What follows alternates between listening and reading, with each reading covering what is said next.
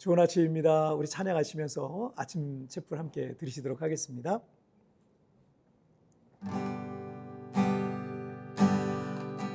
내가 주인 삼에 모든 것 내려놓고 내 죄 되신 주 앞에 나가 내가 사랑했던 모든 것 내려놓고 주님만 사랑해. 주 사랑 거친 풍랑에도 깊은 바다처럼 나를 잠잠케 해. 주 사랑 내 영혼의 반석 그 사랑 위에 서리.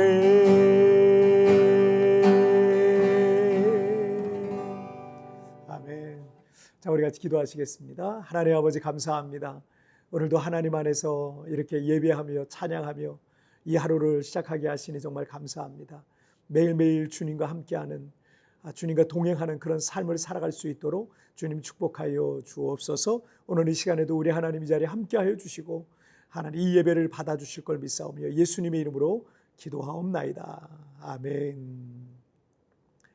오늘 우리에게 주신 하나님 말씀은 사무엘상 31장 1절부터 6절까지의 말씀 제가 봉독해 올리도록 하겠습니다. 블레셋 사람들이 이스라엘을 침해 이스라엘 사람들이 블레셋 사람들 앞에서 도망하여 길보아 산에서 엎드러져 죽으니라.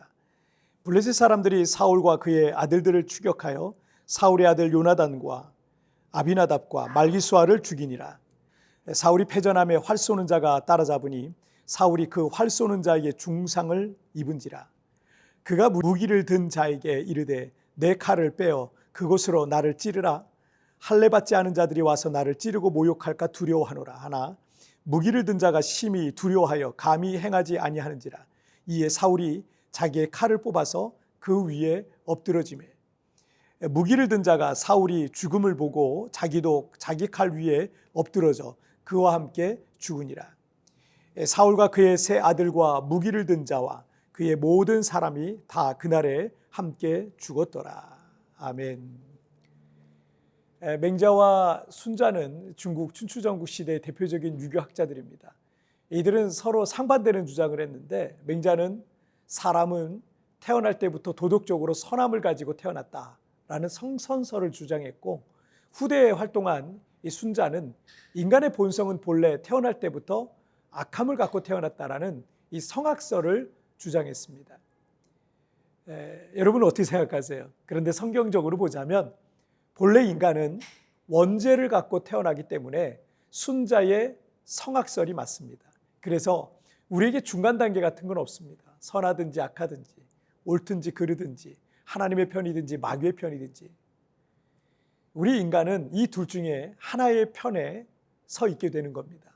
그리고 우리 안에는 항상 이 두 마음이 계속해서 갈등을 일으키고 싸우게 돼 있습니다. 그래서 우리 인간의 삶에는 하나의 이 대전제가 있는데 그게 뭐냐면 하나님 안에 있느냐 아니면 하나님 밖에 있느냐라는 거예요.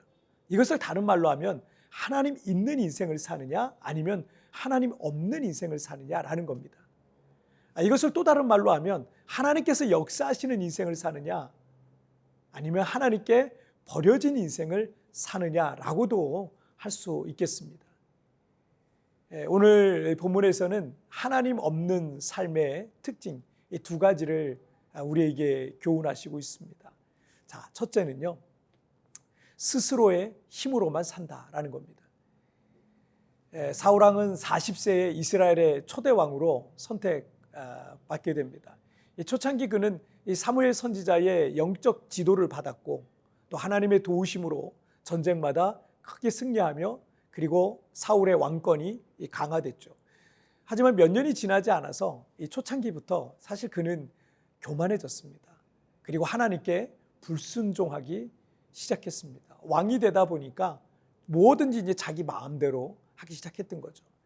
그래서 사무엘상 15장 23절에서 이는 거역하는 것은 점치는 죄와 같고 완고한 것은 사신 우상에게 절하는 죄와 같음이라.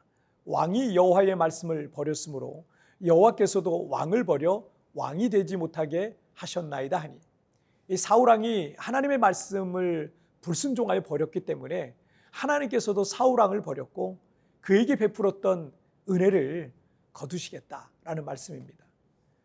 우리가 대한민국의 국민으로서 국가라는 울타리 안에 산다는 것은 국가의 보호 가운데 사는 것을 의미합니다. 그래서 우리는 대한민국의 이 법을 지켜야 되고 국민으로서의 납세의 의무, 국방의 의무, 교육의 의무, 또 근로의 의무 같은 것들을 따라야 되고 대한민국이라는 이 공동체에 뭔가를 기여를 해야 되는 거예요.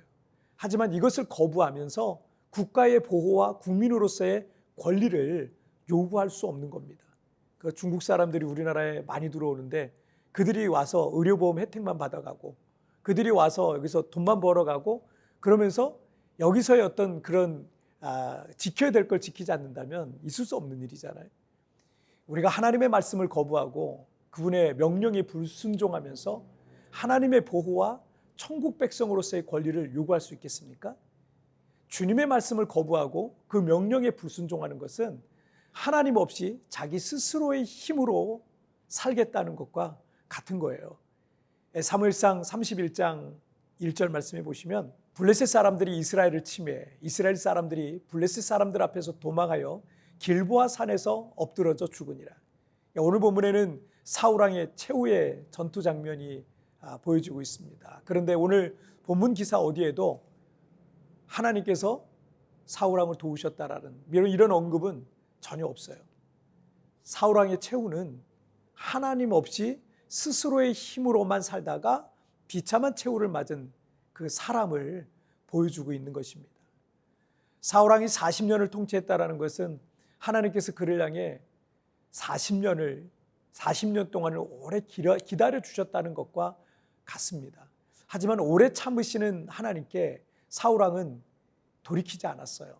하나님과 그분의 말씀이 싫다고 주님을 떠난 이 사울왕을 하나님께서도 계속 기다려 주실 이유가 없는 겁니다. 제가 목회를 하면서 제게 맡겨주신 양들을 돌보고 섬기지만 어떤 경우는 목사가 싫다고 또 교회가 싫다고 떠난 분들도 있어요. 권면도 하고 기다려보기도 하지만 이 돌아오지 않는 사람에 대해서는 제가 더 이상 할 수 있는 게 없죠. 그리고 교회를 떠난 어떤 사람의 경우 계속해서 교회를 비난하고 교회 밖에서 성도들 사이를 이간질하고 목사를 비난하고 교회를 분열하려고 하면서 그러면서 우리 공동체에 전혀 도움이 되지 않는 사람을 굳이 제가 다시 교회에 데려다가 교회에 앉혀놓을 이유는 없습니다. 오히려 저는 목사로서 그 사람으로부터 우리 공동체를 보호해야 될 책임이 있는 거예요. 양을 지켜야 될 의무가 있는 거예요. 이제 그는 우리 공동체의 일원이 아닙니다. 이제 스스로 이제 알아서 살아가야 될 그런 자연인이 된 거예요. 자, 둘째는요, 죽을 때까지 주인 노릇한다는 거예요. 오늘 보면 2절을 한번 보시면 블레셋 사람들이 사울과 그의 아들들을 추격하여 사울의 아들 요나단과 아비나답과 말기스와를 죽이니라. 블레셋과의 치열한 전투 속에서 사울왕의 세 왕자가 모두 전사하게 됩니다. 그리고 3절에서 5절 사이에는 부상당한 사울왕마저 죽게 되는 장면이 나옵니다. 그런데 왕자들의 죽음과 다른 사울왕의 죽음이 기록되어 있는 걸 볼 수 있어요. 왕자들은 그냥 전사했잖아요. 근데 사울왕의 죽음은 좀 달라요. 자, 4절을 보실까요? 그가 무기를 든 자에게 이르되 내 칼을 빼어 그곳으로 나를 찌르라. 할례 받지 않은 자들이 와서 나를 찌르고 모욕할까 두려워하노라 하나 무기를 든 자가 심히 두려워하여 감히 행하지 아니하는지라. 이에 사울이 자기의 칼을 뽑아서 그 위에 엎드러지매 사울왕은 블레셋 군사가 쏜 화살을 맞아서 중상을 입게 됩니다. 당시 사울왕의 나이가 80세였어요. 사울왕은 적지 않은 나이에 더 이상 싸울 수도 없었고 블레셋 군사들에게 사로잡히면 분명 심한 모욕을 당하면서 결국은 죽을 게 예상되었던 겁니다. 그래서 그가 택한 것은 극단적인 선택이었죠. 죽고 사는 것은 하나님의 손에 달린 겁니다. 그런데 사람이 스스로 목숨을 끊는 것은 하나님의 권위를 거부하는 것과 같은 겁니다. 우리의 생명은 하나님의 손에 있는데, 하나님의 권위 아래에 있는데, 그걸 자기 스스로 선택한다? 이건 하나님의 권위를 거부하는 것과 같은 거예요. 마지막 죽는 순간까지 자기가 주인 노릇하다가 스스로 그 목숨을 끊는 것과 같은 겁니다. 물론 우울증과 같은 정신적 질병으로 인해서 인해서 그런 일들이 있는 것은 이 신학자들의 주장마다 조금씩 차이가 있습니다. 성경에서 그런데 이 자살로 생을 마감한 또 다른 대표적인 사람은 예수님을 팔아넘긴 가룟 유다입니다. 하나님의 주인됨을 인정하지 않는 사람들의 특징이란 거예요. 하나님 없는 삶의 특징이기도 합니다. 하나님 없는 삶의 두드러진 특징은 하나님의 주인됨을 인정하지 않아요. 자기 스스로가 주인 되어서 자기 마음대로, 자기 욕심대로, 자기 뜻대로 살다가 마지막 최후의 순간까지 자기 뜻대로 자기 생명을 끊었던 이 사울왕의 모습 속에도 잘 나타나 있습니다. 우린 잊지 않았으면 좋겠습니다. 하나님께서 내 인생의 주인이시라는 것은 내 인생을 책임지시고 붙드시고 보호하시고 구원하시고 공급하시고 은혜를 베푸신다는 거예요. 그러나 하나님 없는 삶은 자기 스스로의 힘으로만 살게 되고 죽을 때까지도 자기가 주인 노릇하다가 비참한 최후를 맞게 되는 사울왕의 모습과 같다라는 것입니다. 여러분, 오늘 말씀을 통해서 하나님 없는 삶의 특징 두 가지, 본문을 통해서 두 가지를 우리에게 가르쳐 주시고 있죠. 첫째는 스스로의 힘으로만 산다. 둘째는 죽을 때까지 주인 노릇한다라는 것입니다. 자, 우리 같이 기도하실까요? 살아계신 하나님 아버지, 감사합니다.